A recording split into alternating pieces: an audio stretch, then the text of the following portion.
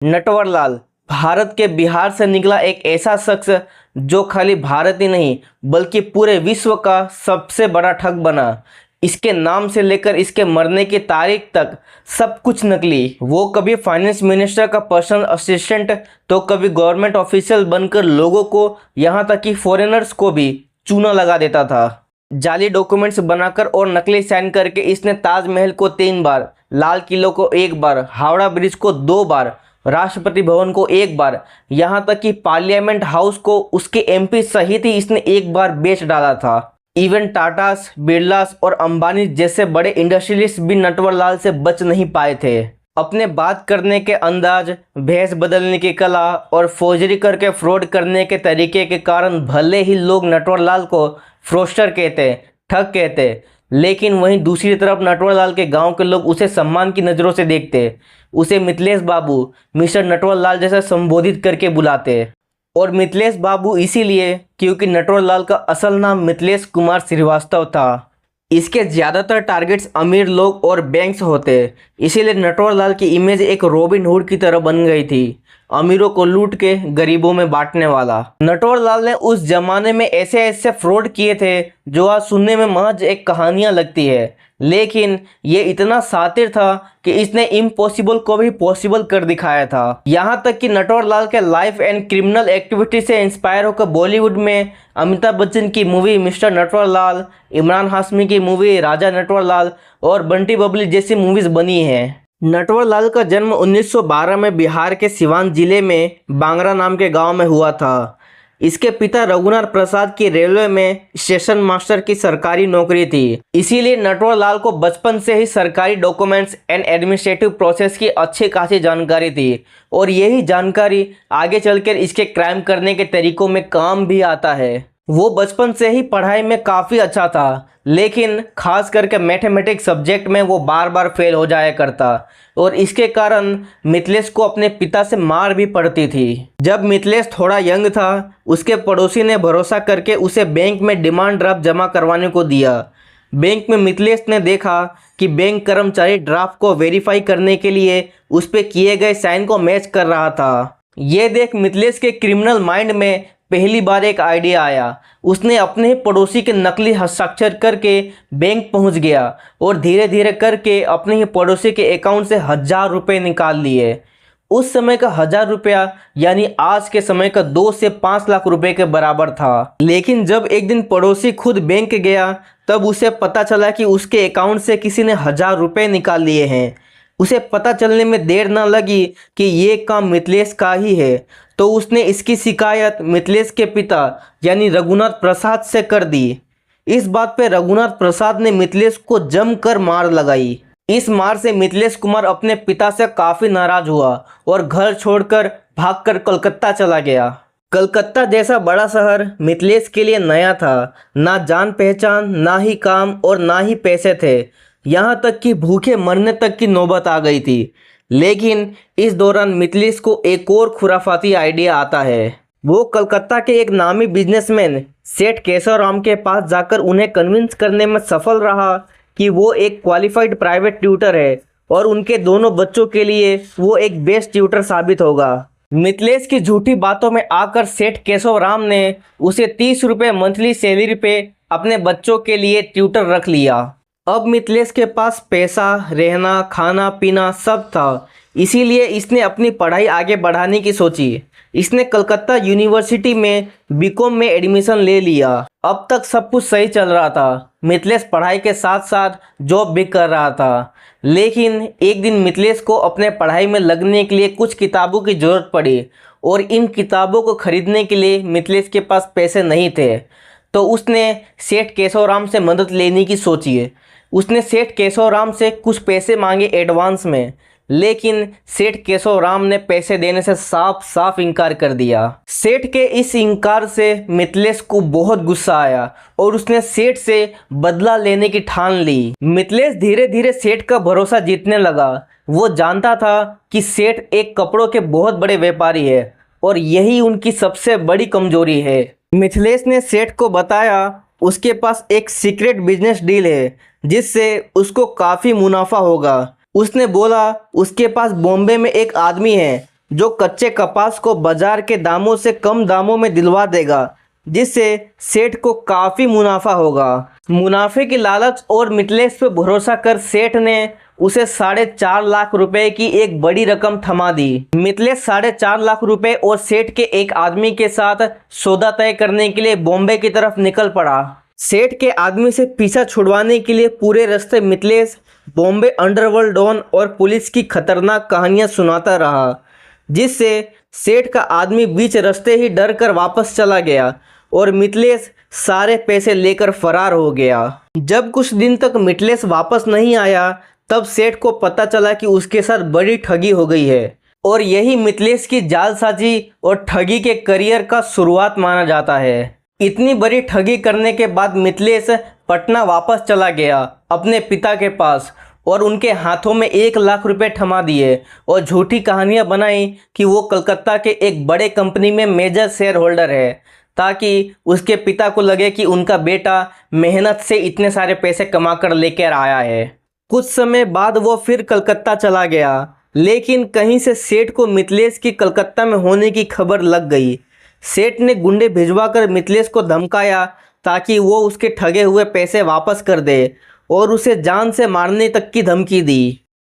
यहाँ घबराने की जगह मितलेश अपना सातिर दिमाग दौड़ाता है। वो फौरन ही कलकत्ता के बड़ा बाजार पुलिस स्टेशन में जाकर सेठ के खिलाफ कंप्लेन दर्ज करा देता है और सेठ के सारे काले कमाई की पोल खोल देता है। मितलेश ने एक तो सेठ को ठगा भी और ऊपर से उसी को जेल भिजवा दिया।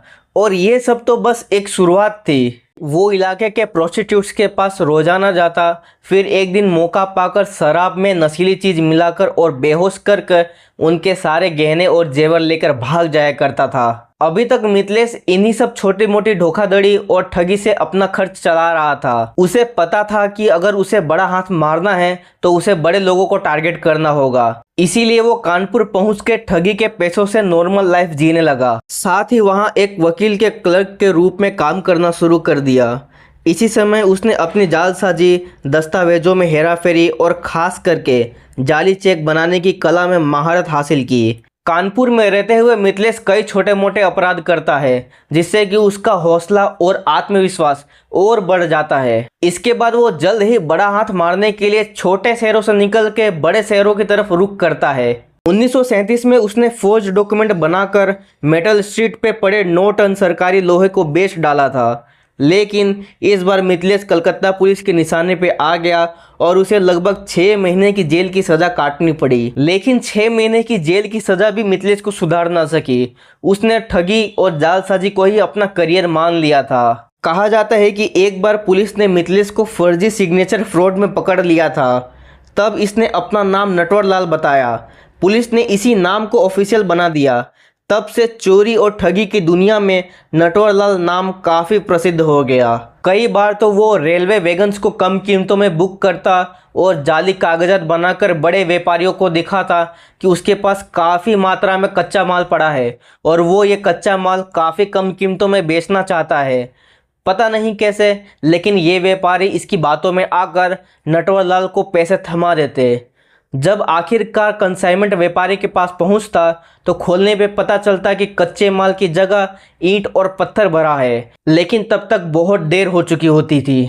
नटवरलाल के ठगी करने का एक और तरीका काफ़ी ज़्यादा फेमस हुआ था। दरअसल वो जब भी किसी नए शहर में जाता, वहाँ एक बैंक अकाउंट खुलवाता। वो फिर ज्वेलर्स के पास जाकर छोटी मोटी खरीदी करता और चेक के जरिए भुगतान करता। कई बार ऐसा करने के बाद दुकानदार को नटवरलाल पर भरोसा हो जाता। तब ये अपनी चाल चलता।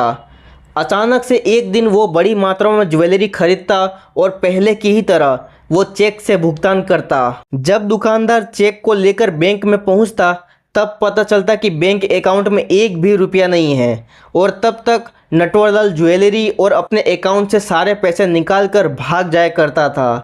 और ऐसा उसने कईयों से लाखों रुपए की ठगी की थी। 1980 की बात है। नटवरलाल दिल्ली पहुंचता है। वहां वो दिल्ली के फेमस राजा ज्वेलर्स के पास जाकर खुद को तत्कालीन फाइनेंस मिनिस्टर वीपी सिंह का पर्सनल असिस्टेंट बताता है।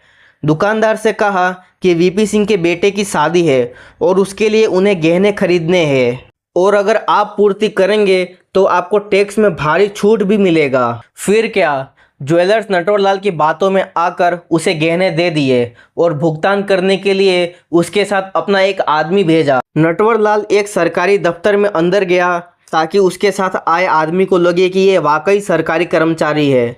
बाहर आकर नटवरलाल उस आदमी को एक जाली 82,000 का बैंक ड्राफ्ट थमा देता है और वो तुरंत सारी ज्वेलरी लेकर भाग जाता है। कुछ टाइम बाद उसने सेम यही ट्रिक दिल्ली के कन्नॉट प्लेस के एक घड़ी के दुकान में दोहराई। इस बार उसने एनडी तिवारी का पीए बताते हुए कहा कि कांग्रेस की एक बड़ी मीटिंग होने वाली है और इसमें शामिल होने वाले सभी लोगों को गिफ्ट में एक एक घड़ी दी जाएगी, इसीलिए उसे उस दुकान की सबसे कीमती घड़ियां दिखाई जाए। नटवरलाल वहां से 93 घड़ियां खरीदता है और पेमेंट के लिए अगेन नटवरलाल के साथ दुकान का एक आदमी साथ जाता है। पहले की ही तरह नटवरलाल उस आदमी को 33,000 का फर्जी बैंक ड्राफ्ट थमा देता है। कुछ दिनों बाद जब दुकानदार बैंक ड्राफ्ट को लेकर बैंक पहुंचता है तब उसे पता चलता है कि ड्राफ्ट नकली है और उसके साथ बड़ी ठगी हो गई है। एक बार उसने मुजफ्फरनगर के चीनी व्यापारी को अपना निशाना बनाया। उसने चीनी के कंसाइनमेंट बॉम्बे भिजवाने को कहा। नटवरलाल ने एडवांस में 4,000 रुपये भी दिए ताकि चीनी के व्यापारी को शक न हो पाए और बाकी का पैसा माल मिलने के बाद की शर्त रखी। कंसाइनमेंट बॉम्बे पहुंचते ही नटवरलाल पूरे माल को एक दूसरे व्यापारी को बेच देता है, कुल 60,000 रुपये में, और उस मुजफ्फरनगर वाले व्यापारी को 1 रुपये तक नहीं बेचता। इस तरह नटवरलाल ने 4,000 खर्च करके 60,000 की ठगी की, यानी 56,000 का मुनाफा। नटवरलाल एक ही ट्रिक्स में छोटे मोटे फेरफार करके कईयों बार आजमाता और लगभग हर बार सफल होता। जैसे वाराणसी में वो डिस्ट्रिक्ट जज अंबिका पांडे बनकर 25,000 की घड़ियां चुराई। कानपुर में भी एक दुकानदार के पास से 83 कीमती घड़ियां चुराई और शाहजहांपुर में भी एक डीलर के पास से 48 घड़ियां लेकर वो चंपत हो गया। उसका दिमाग इतना तेज और बात करने का तरीका इतना शानदार कि अच्छे अच्छे लोग उसकी बातों में फंस जाया करते थे। पर एक ही ट्रिक को बार बार इस्तेमाल करना उसके लिए बहुत बड़ी मुसीबत बन गई। एक दिन वो गोरखपुर के एक घड़ी के दुकान में जाकर ठीक वैसे ही पैतरे आजमाना चाहा, लेकिन दुकान मालिक चाल को समझ गया और नटवरलाल को अपनी बातों में उलझाया रखा और पीछे से पुलिस बुला ली। इस बार नटवरलाल पकड़ा गया। जेल में जब पूछताछ हुई तब जाकर फाइनेंस मिनिस्टर का पीए बताकर ठगी, शाहजहांपुर, कानपुर, राजा ज्वेलर्स वाले ठगी का खुलासा हुआ। पुलिस भी ये सब सुन के शॉक्ड हो गई कि कैसे एक मामूली सा दिखने वाले आदमी इतने सारे ठगी को अंजाम दिया, वो भी एक बार नहीं बल्कि बार बार। पर पता नहीं कैसे नटवरलाल इस बार भी जेल से भाग निकला। कहा जाता है कि वो कभी व्यापारी तो कभी जरूरतमंद बनकर बड़े बड़े इंडस्ट्रियलिस्ट जैसे टाटास, बिरलास और अंबानीस के कर्मचारियों के पास जाता और उनसे चेक और डिमांड ड्राफ्ट लेकर चंपत हो जाया करता। छोटे दुकानदार तो छोड़ो, यहाँ तक कि बड़े बड़े लोग नटवरलाल से डरते थे। पर नटवरलाल पूरे भारत में तब मशहूर हुआ जब उसने ताजमहल को 3 बार, लाल किले को 2 बार और पार्लियामेंट और राष्ट्रपति भवन को एक एक बार उनके एमपीज के साथ ही बेच डाला था। ये सुनने में नामुमकिन सा लगता है कि कोई कैसे इतने बड़े मॉन्यूमेंट्स, ताजमहल, लाल किला, पार्लियामेंट्स को उसके मिनिस्टर्स के साथ बेच सकता है, और जिसने खरीदा उसका दिमाग कहाँ था। लेकिन ये बातें सच है, तभी तो नटवरलाल को भारत का नहीं बल्कि पूरे दुनिया का सबसे बड़ा ठग माना जाता है। वो अच्छे सूट बूट में तैयार होकर किसी ऐसे फॉरेनर को ढूंढता जो हिस्टोरिकल चीज़ों में दिलचस्पी रखता हो। अच्छी इंग्लिश बोलकर वो उन्हें यकीन दिलवा देता कि वो किसी सरकारी पद पे बड़ा अफसर है। नटवरलाल के बात करने के तरीके और उसकी बनाई गई फर्जी डॉक्यूमेंट्स देखकर फॉरेनर्स आसानी से उसके चंगुल में फंस जाया करते और लाखों रुपए देकर उन मॉन्यूमेंट्स को खरीद लेते थे। जब फॉरेन बायर्स उन मॉन्यूमेंट्स पे अपना हक जताने पहुंचते तब उन्हें पता चलता कि उनके साथ बड़ी ठगी हो गई है, पर तब तक नटवरलाल उनके लाखों रुपए लेकर फरार हो चुका होता था। नटवरलाल से व्यापारी तो छोड़ो, पुलिस प्रशासन भी परेशान थी। इसके पुलिस रिकॉर्ड्स में लगभग 56 अलग अलग नाम थे। ये अपने एड्रेस की जगह कभी पार्लियामेंट तो कभी राष्ट्रपति भवन तो कभी किसी मिनिस्टर का एड्रेस दे देता था। जब पुलिस उस एड्रेस पर रेड मारने पहुंचती तब उन्हें पता चलता कि ये किसी मिनिस्टर का एड्रेस है और नटवर लाल ने उन्हें बेवकूफ़ बनाया है। वो कुल 8 बार जेल से फरार हो चुका था। एक बार उसे मेरठ में अरेस्ट किया गया, तब उस पर 35 केसेस चल रहे थे। 10 महीने बाद उसे मेरठ से लखनऊ जेल में ट्रांसफ़र किया गया। नटवर लाल लखनऊ जेल में एक सब इंस्पेक्टर के यूनिफॉर्म को चोरी करके उसे पहनकर आराम से जेल से भाग निकला, जैसे कुछ हुआ ही ना हो। इसके बाद वो इलाहाबाद जाकर फिर एक बार फोर्ज डॉक्यूमेंट ड्राफ्ट के जरिए बैंक से 20,000 की ठगी करी। ऐसा कोई सगा नहीं जिसे हमने ठगा नहीं, ये कहावत नटवर लाल के ऊपर बिल्कुल फिट बैठता है। जब नटवर लाल 84 साल का था तब उसने एक और फेमस और मिस्टीरियस स्केप को अंजाम दिया। इसके बाद नटवर लाल कभी नहीं दिखा, मानो वो गायब सा हो गया हो। साल 1996 नटवर लाल बूढ़ा हो चुका था। उन दिनों वो कानपुर की जेल में बंद था। उसके पैर काम करना बंद कर दिए थे। जब भी उसे कहीं आना जाना होता तो पुलिस वाले उसे व्हीलचेयर पे ले जाते थे। जेल में उसकी तबीयत खराब होने लगी थी। जेल प्रशासन उसका इलाज तो करवाता पर तबीयत में ज़्यादा सुधार होता हुआ नहीं दिख रहा था। इसके बाद नटवर लाल ने जेल प्रशासन को चिट्ठी लिखी कि वो अपने पैरों का इलाज दिल्ली के किसी अच्छे अस्पताल में करवाना चाहता है। कानपुर जेल प्रशासन ने भी नटवर लाल की उम्र और उसके तबीयत को देखते हुए उसे इलाज करवाने की परमिशन दे दी। 2 पुलिसकर्मी उसे ट्रेन से लेकर दिल्ली पहुंच गए। फिर उसे व्हीलचेयर पे बिठा के स्टेशन के एग्जिट गेट लेके गए। तब एक पुलिसकर्मी व्हीलचेयर को वापस रखने चला गया और दूसरा वहीं नटवर लाल के पास ही खड़ा रहा। मौका देखकर नटवर लाल ने उस पुलिसकर्मी को अपनी चाय पीने की इच्छा जताई। पुलिसकर्मी ने पहले मना किया, लेकिन नटवर लाल के बार बार कहने पर वो ये सोचकर चाय लेने चला गया कि ये चल फिर भी नहीं सकता तो भागेगा कहाँ। चाय लेकर जब वो वापस आया तो वो देखता है नटवर लाल वहाँ से गायब हो चुका है। घंटों ढूंढने के बाद भी उसका पता नहीं चल पाया और तब से ही नटवर लाल हमेशा के लिए गायब हो गया और फिर कभी नहीं दिखा। इसके बाद से ही नटवर लाल की मौत की कहानियाँ बनने लगी। कोई कहता है जिंदा है तो कोई कहता है मर गया तो कोई कहता है कि इसका अंतिम संस्कार हो चुका है, लेकिन आज तक सही ढंग से पता नहीं चल पाया कि इसके साथ हुआ क्या। वैसे तो नटवर लाल ने अनगिनत ठगी, फ्रॉड्स और क्राइम किए थे, लेकिन उस पर 150 जितने ही केस रजिस्टर हुए थे और उनमें से कोर्ट ने सिर्फ 9 केसेस में ही उसे सज़ा सुनाई थी, 113 साल की। और कहा जाता है कि नटवर लाल 113 में से सिर्फ 20 साल तक ही जेल में था। वो कभी जेलर को घूस देकर तो कभी चालाकी दिखाकर जेल से भाग जाया करता था। नटवर लाल के कुछ और कारनामे और हाजिर जवाबी काफ़ी मशहूर है। जैसे एक बार कोर्ट में जज साहब ने नटवर लाल से पूछा कि वो ठगी इतनी आसानी से कैसे कर लेता है। तब नटवर लाल ने जज साहब से 1 रुपये मांग कर अपनी जेब में रख लिए और कहा, बस ऐसे मैं लोगों से मांगता हूँ और लोग खुद ब खुद मुझे हाथ में दे देते हैं। ये सुन जज के साथ साथ पूरे कोर्ट रूम में मौजूद लोग हंसने लगे। एक बार एक रिपोर्टर ने नटवर लाल से पूछा, आप हर बार जेल से भाग कैसे जाते हैं? तो नटवर लाल ने बोला, मैं जेल से भागता नहीं हूँ। पुलिस वाले खुद जेल का गेट खोल देते हैं और बाहर खड़ी गाड़ी में बैठकर जाने देते हैं। रिपोर्टर ने पूछा, आपने अमिताभ बच्चन की फिल्म मिस्टर नटवर लाल देखी है? नटवर लाल बोला, नहीं, जब फिल्म का असली हीरो मैं ही हूँ तो नकली वाले को क्यों देखूँ। एक बार नटवर लाल ने अपनी वाइफ को चिट्ठी में लिखा कि उसके खेत में बहुत सारा खजाना गड़ा हुआ है। जैसे ही ये बात पुलिस प्रशासन को पता चली, वो नटवर लाल के गांव में पहुंचकर उसके खेत को खोद दिए, पर वहां से कोई खजाना नहीं मिला। पता चला कि ये नटवर लाल की एक और शरारत थी। वो बस अपने खेत को खुदवाना चाहता था और पुलिस वालों को उसने बेवकूफ़ बनाया। नटवर लाल दूसरों के लिए ठग था, लेकिन उसके गांव के लोग उसे सम्मान की नज़रों से देखते थे। शायद नटवर लाल ने अगर अपना दिमाग यही भारत के विकास के लिए या फिर अच्छे कामों के लिए लगाया होता तो खाली उसके गांव के लोग ही नहीं बल्कि पूरा भारत उसे सम्मान की नज़रों से देखता। जय हिंद, सत्यमेव जयते।